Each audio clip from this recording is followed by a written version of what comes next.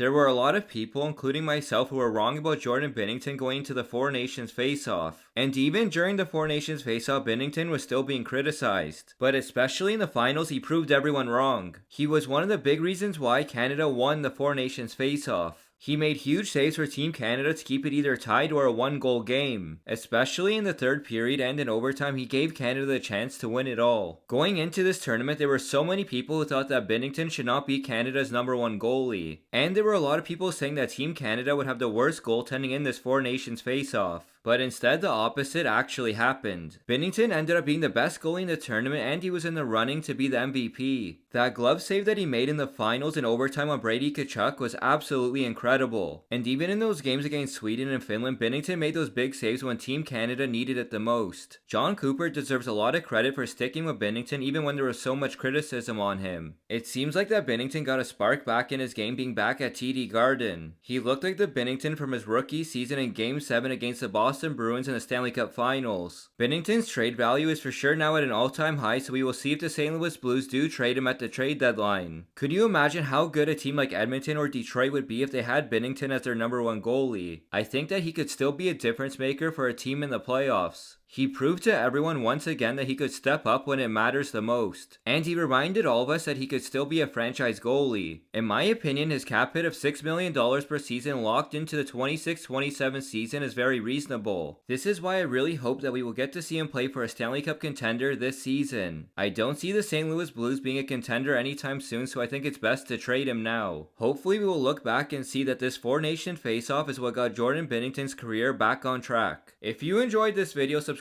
to my channel.